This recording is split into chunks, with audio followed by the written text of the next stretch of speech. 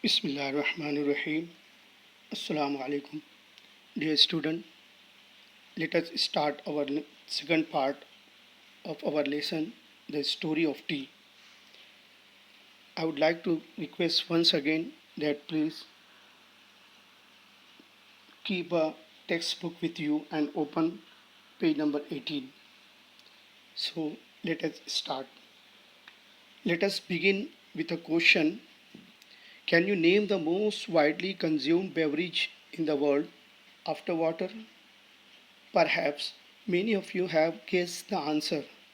The most popular beverage in the world is tea, the fresh, aromatic brew with which people like to begin their day.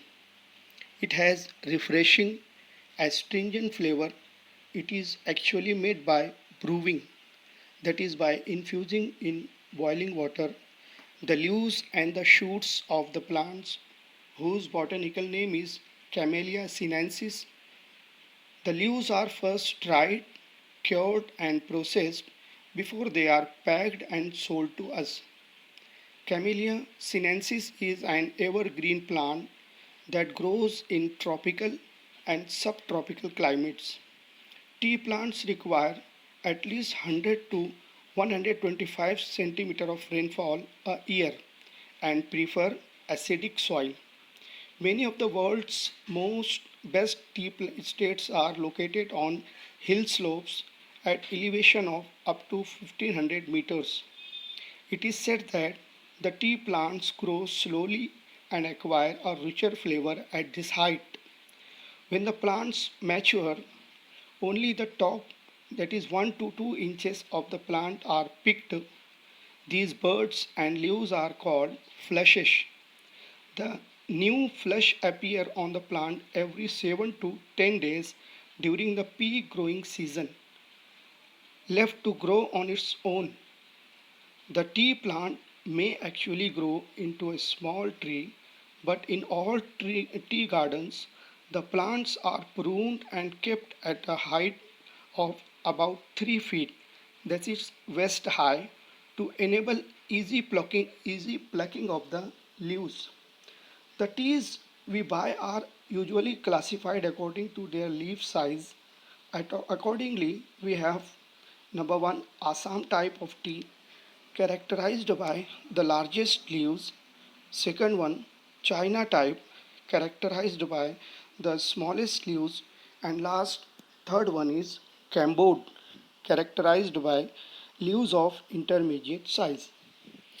Now, dear student, let us see, let us the difficult words meaning and explanation of this passage. Here, the writer begins the lesson with a question. यहाँ पर जो है writer जो है सबक की शुरुआत एक सवाल से करते हैं. वो सवाल क्या है? Can you name the most widely consumed beverage in the world. वो आपसे पूछते हैं कि क्या आप, वाइडली मीन्स लार्जली, बड़े पैमाने पर, and consumed means used. And what is beverage? Beverage is a drink. Any drink other than water is called beverage. तो राइटर पूछते हैं कि क्या आप ऐसे किसी मशरूब का नाम बता सकते हैं कि पूरी दुनिया में जो सबसे ज़्यादा इस्तेमाल किया जाता है पानी के बाद. फिर उसके बाद कहते हैं perhaps many of you have guessed the answer, और शायद आपने उसका जवाब जो है अख्ज़ कर लिया होगा. The most popular beverage in the world is tea. तो what is the most widely consumed beverage in the world is tea. Popular means famous. तो राइटर कहते हैं कि दुनिया में सबसे ज़्यादा इस्तेमाल किया जाने वाला मशरूब जो है, मशहूर मशरूब जो है वो चाय है. The fresh aromatic brew with which people like to begin their day. ऐसा एक मशरूब है जिसकी जो रखता है, फ्रेश मीन्स ताज़ा, aromatic means pleasant, having pleasant smell. And what is brew? Brew is nothing but to put something in boiling water to get extract. किसी चीज़ को, किसी मेडिसिन को या किसी दवा को जो है पानी, उबलते पानी में डालना और उसका अर्क निकालने के लिए जो चीज़ उसको किया, जो अमल किया जाता है उसको कहा जाता है ब्रू। तो इसको भी जो है कैसे हासिल किया जाता है, the fresh aromatic brew with which people like to begin day. ऐसी ये एक प्लीजेंट स्मेल वाली ये शय है जिससे लोग, ज़्यादातर लोग जो है अपने दिन की शुरुआत करना पसंद करते हैं। It has a refreshing astringent flavour. Refreshing means ताज़ा दम करने वाली। अजीज तलबा देखेंगे यहाँ पे इस लफ्ज़ में देखेंगे रिफ्रेशिंग, यहाँ पर जो है फ्रेश जो है ये बेस वर्ड है, उसके आगे जो है प्रीफिक्स री लगा हुआ है। तो अगर किसी बेस वर्ड के आगे री लगाया जाता है तो उसके माने होता है दोबारा। जैसे हम लोग, आप अक्सर सुनते हैं राइट री राइट, है ना, विजन रिवीजन। आप स्टडी करते हैं तो उसको रिवीजन करते हैं, रिवीजन दोबारा उसको देखते हैं। तो यहाँ पर भी है फ्रेश और उसको रिफ्रेश मतलब ताज़ा, और उसको दोबारा ताज़ा दम करना। यानी अगर आप बहुत ज़्यादा थके हुए हैं तो आप अगर चाय के एक कप पी लेते हैं तो आप कैसे हो जाते हैं, ताज़ा दम हो जाते हैं। And it also has astringent flavour. Flavours here means taste, जायका। उसका कैसा जायका कैसा होता है, एस्ट्रिंजेंट, तेज, तुर्श, तुर्श शार्प के मानों में, है ना। It is actually made by brewing. और इस मशरूब को कैसे हासिल किया जाता है, बाय ब्रूविंग मीन्स एक बॉटनिकल पेड़ है, पौधा है जिसका नाम है कैमेलिया सिनेंसिस।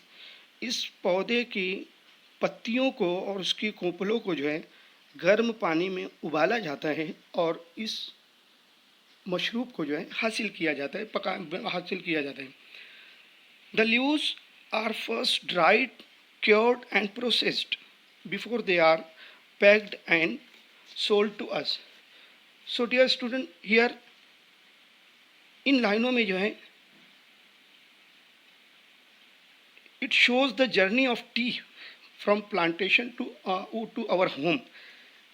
किस तरीके से चाय के काश्त की जाती है और किस तरीके से हमारे घरों तक पहुंचती है, इस सफ़र को बयान किया गया है। तो क्या कहते हैं, the leaves are first dried. पत्तियों को सबसे पहले क्या किया जाता है, उसको सुखाया जाता है, ड्राइड। क्योर्ड, उसके ऊपर कुछ कीमियाई अमल किया जाता है। क्योर्ड एंड प्रोसेस्ड, उसके ऊपर कुछ कीमियाई अमल किया जाता है। देखो इसलिए ये किया जाता है कि ये इसमें कुछ प्रिजर्वेटिव्स ऐड किए जाते हैं ताकि ये काफ़ी दिनों तक ये अच्छी हालत में रह सकें। क्योंकि जब कोई भी चीज़ जो तैयार होती है तो उसके दूसरे दिन या उसी दिन तो इस्तेमाल नहीं हो जाती। बास चीज़ें कई कई दिनों तक, कई कई हफ्तों तक, कई कई महीनों तक रखी रह जाती हैं तो वो ख़राब ना हो इसमें, इसलिए उसमें कुछ प्रिजर्वेटिव केमिकल मिलाए जाते हैं, उसको कहा जाता है प्रिजर्वेटिव्स। तो इसमें भी जो है सबसे पहले क्या कहते हैं, पत्तियों को दे आर फर्स्ट ड्राइड, उनको सुखाया जाता है, क्योर्ड एंड प्रोसेस्ड, उसमें कुछ कीमियाई अमल किया जाता है, before they are packed and sold to us. उनको पैकिंग करने से पहले और बाज़ार में बेचने से पहले जो है इस पर ये अमल किया जाता है। तो यहाँ पर it shows the growth and journey of the T. Means first tea plant is planted, then its leaves are first picked up, then it is dried, then cured and processed, and then lastly it is packed and sold in the market. तो camellia sinensis is an evergreen plant. Camellia sinensis कैसा पौधा है, evergreen, सदाबहार, हमेशा सदाबहार, हरा भरा रहने वाला पौधा है। That grows in tropical and सब ट्रॉपिकल क्लाइमेट, और इसकी अफजाइश होती है कहाँ पर, ट्रॉपिकल एंड सब ट्रॉपिकल क्लाइमेट, मुंतक़े हारा के गर्म इलाकों में इसकी अफजाइश होती है। T plants require at least 100 to 125 centimetre of rainfall a year and prefer acidic soil.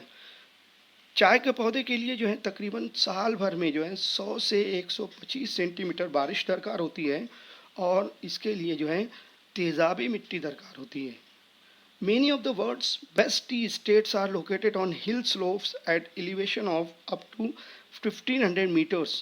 ज़्यादातर जो है चाय के बागात जो हैं तकरीबन 1500 मीटर के पहाड़ की बुलंदियों पर ये पाए जाते हैं।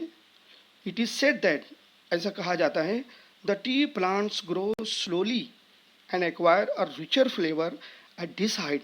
ऐसा कहा जाता है कि इन ऊंचाइयों पर यानी 1500 तकरीबन 1500 मीटर की ऊंचाइयों पर परवरिश पाने वाले पौधे जो हैं उसके अंदर जो है बहुत उम्दा टेस्ट आता है। व्हेन प्लांट्स मैच्योर, जब पौधे जो हैं वो फुल्ली डेवलप्ड बड़े हो जाते हैं, है ना। When mature means grown up और fully developed. When plants mature only the top that is 1 to 2 inches of the plants are picked. जब पौधे बड़े हो जाते हैं, बढ़ जाते हैं, तो ऊपर के सिर्फ 1 से 2 इंच को है उसको तराश लिया जाता है। These buds and leaves are called flushes. इन तराशी हुई कोपलों को और पत्तियों को जो है फ्लश कहा जाता है। The new flush appear on the plant every 7 to 10 days during peak growing season. Her season में जो है तकरीबन नया फ्लश जो होता है, तो 7 से 10 दिनों में नया फ्लश जो है पौधे पर निकल आता है। Left to grow on its own, और उसको जो है उस फ्लश को जो है बढ़ने के लिए, परवरिश पाने के लिए दरख्त पर ही रहने दिया जाता है। द प्लांट में actually grow into A small tree.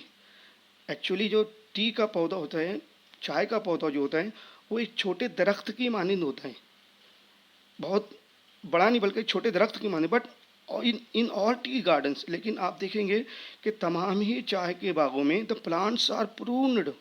Prune means here to remove the excess material from the tree. उसको जो है छांट दिया जाता है। And kept at the height of about 3 feet, यानी सिर्फ जब पौधा बड़ा होने लगता है तो उसको 3 फीट की हाइट तक, ऊंचाई तक आने पर उसको काट दिया जाते हैं। That is waist height. Waist कहते हैं कि हमारे इस बदन के जो कमर का हिस्सा जो होता है ना, जहाँ हम लोग बेल्ट लगाते हैं उसको वेस्ट कहा जाता है ना। जो हम लोग कमर में बेल्ट लगाते हैं ना उसको वेस्ट बैंड भी कहा जाता है, कमर पट्टा जिसको कहते हैं हम लोग। To enable easy plucking of the leaves, और उसको 3 फीट की ऊंचाई पर इसलिए रहने दिया जाता है ताकि उसकी पत्तियों को तोड़ने में आसानी हो।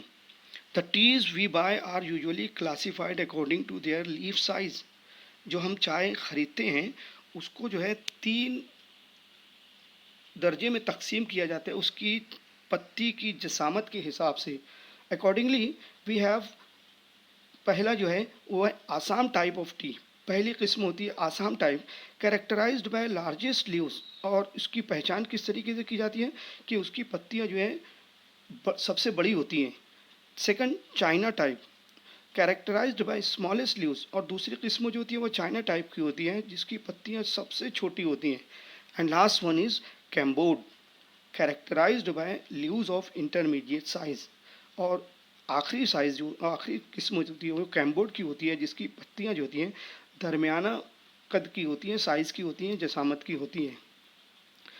So let us review the passage which we have read. First, can you name the most popular beverage consumed in the world? Yes, the most popular beverage consumed in the world is tea. Then, what is the botanical name of the tea plant? The botanical name of the tea plant is Camellia sinensis. Then, explain the journey of tea from plantation to our home. The journey of the tea from plantation to our home is that first, after plantation, the leaves are picked up, then they are first dried, then they are cured and processed, and lastly they are packed and sold in the market. It is the journey. Then how much centimeter of rainfall do the tea plants require? The tea plant requires 100 the tea plants require 100 to 125 centimeter of rainfall. Then where are the best tea estates located? The best tea estates located on the hill slopes at elevation of 1500 meters. Then what are the birds and leaves called? The birds and leaves are called flushes. Then how many days does a new flush take to appear? The new flush takes 7 to 10 days to appear. Then what are the three types of tea we buy? The main three types of tea we buy are: first Assam type, then China type, and last one is Cambodian. Let us see some grammatical items. See, in the second paragraph, you have guessed the answer. You have guessed the answer. First line, अगर आपको इसको passive voice बनाने के लिए कहा जाए तो आप किस तरीके से देंगे? तो सबसे पहले आप इस जुमले के टेंस को पहचानेंगे. तो you have guessed the answer, ये जुमला जो है ये है प्रेजेंट परफेक्ट का. तो अजीज तलबा, आपको बताया गया है कि परफेक्ट टेंस के जुमले को जब पैसिव वॉइस में तब्दील किया जाता है तो हेल्पिंग वर्ब के बाद एक मखसूस लफ्ज़ बीन का इजाफा किया जाता है, बीन. तो यहाँ पर हम पहले देखेंगे यू, ये सब्जेक्ट है, हैव ये हेल्पिंग वर्ब है, गेस्ड है जो वर्ब है इन थर्ड फॉर्म, और द आंसर जो है ये क्या है? ऑब्जेक्ट है. तो हम इसको पहले ऑब्जेक्ट को सब्जेक्ट की जगह पर लाएंगे. तो आंसर कैसे होगा? The answer has been guessed by you, है ना. Then the leaves are dried and processed. The leaves are dried and processed. उसी में लास्ट पैराग्राफ, उसी पैराग्राफ में last line, the leaves are dried and processed. अब अगर इसमें आपको नॉट ओनली बट ऑल्सो का इस्तेमाल करने के लिए कहा जाए तो किस तरीके से करेंगे आप? तो किसी जुमले में जब नॉट ओनली और बट ऑल्सो का इस्तेमाल करने के लिए कहा जाता है तो आपको तीन चीज़ें देखना होती है. एक तो पहली कि क्या उसमें दो ऑब्जेक्ट इस्तेमाल हुए हैं. दूसरी चीज़, क्या उसमें दो एक्शन वर्ब इस्तेमाल हुए हैं. और तीसरी चीज़, क्या उसमें दो अलग अलग सब्जेक्ट इस्तेमाल हुए हैं. अगर दिए गए जुमले में दो अलग अलग ऑब्जेक्ट इस्तेमाल हुए होंगे तो पहले ऑब्जेक्ट से पहले नॉट ओनली आएगा और दूसरे ऑब्जेक्ट से पहले बट ऑल्सो आएगा. और अगर दिए गए जुमले में दो अलग अलग वर्ब फेल इस्तेमाल हुए हैं तो पहले वर्ब से पहले नॉट ओनली आएगा, दूसरे वर्ब से पहले बट ऑल्सो आएगा. और अगर दो अलग अलग सब्जेक्ट इस्तेमाल हुए हों उस वक्त जुमले की शुरुआत जो है नॉट ओनली से होती है. नॉट ओनली लिखकर पहला सब्जेक्ट लिखते हैं, फ़ौरन बट ऑल्सो लिखते हैं, दूसरा सब्जेक्ट लिखते हैं और जुमले का बकिया इससे को मुकम्मल किया जाता है. अब यहाँ पर हम देखेंगे इस जुमले में क्या दिया हुआ है. The leaves are dried and processed. अब यहाँ पर देखेंगे, यहाँ पर दो वर्ब इस्तेमाल किए गए. पहला वर्ब है ड्राइड और दूसरा वर्ब है प्रोसेस्ड, है ना. तो यहाँ पर दो अलग अलग वर्ब इस्तेमाल हुए हैं. तो हम क्या करेंगे? पहले वर्ब से पहले नॉट ओनली इस्तेमाल करेंगे, दूसरे वर्ब से पहले बट ऑल्सो इस्तेमाल करेंगे. तो इसका आंसर किस तरीके से आएगा? The leaves are not only dried but also processed. ये एंड जो है कट जाएगा, एंड की जगह आ जाएगा बट ऑल्सो. तो क्या आंसर होगा? The leaves are not only dried but also processed. इस तरीके से प्यारे बच्चों, अजीज़ तलबा, ये कुछ एक्सप्लेनेशन और ग्रामेटिकल आइटम हुए. इंशाल्लाह हम लोग थर्ड पार्ट जो आपको हो रहेगा वो एक्टिविटी का रहेगा, जो कि आपको पीडीएफ फाइल में दिया जाएगा. उस पीडीएफ फाइल को ओपन करके आपको अपने असाइनमेंट की कॉपी में इसको आपको लिखना रहेगा. उसका आंसर जो है इस पैसेजेस में चारों पैराग्राफ्स में से ढूंढ कर जो है उसका आंसर आपको अपनी कॉपी पर लिखना रहेगा. Thank you.